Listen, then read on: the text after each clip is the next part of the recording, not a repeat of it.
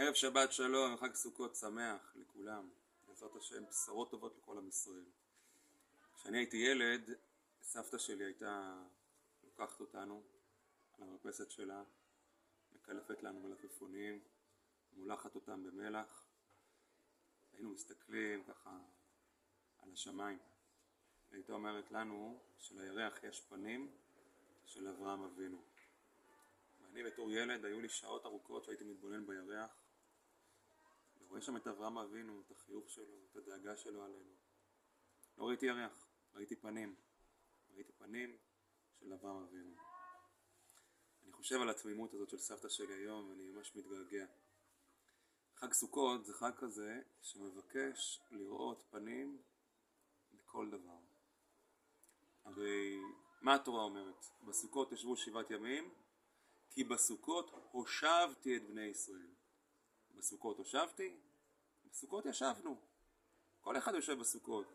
לפתוח אוהל על הירדן, בדואי שיש לו איזה סוכה בדרך לים המלח. בסדר, זה דבר מצוי. לא צריך לעשות איזה חג. אבל התורה מלמד אותנו, לא בסוכות ישבתם, בסוכות הושבתי אתכם.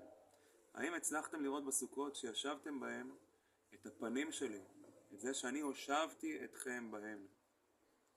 וזה חג הסוכות, החג שמלמד אותנו לראות את האין סוף שבתוך הסוף, את הפנים של השם בכל המציאות, את הכפות של התמרים, את הכפות, כפות תמרים, את ההדר של פרי עץ הדר, את הנחל של ערבי הנחל, את העבות, את החוזק ואת העוצמה של ההדס.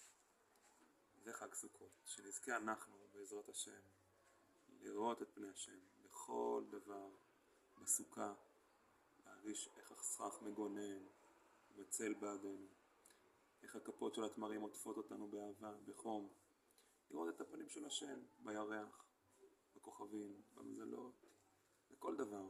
את פניך השם אבקש. חג סוכות שמח.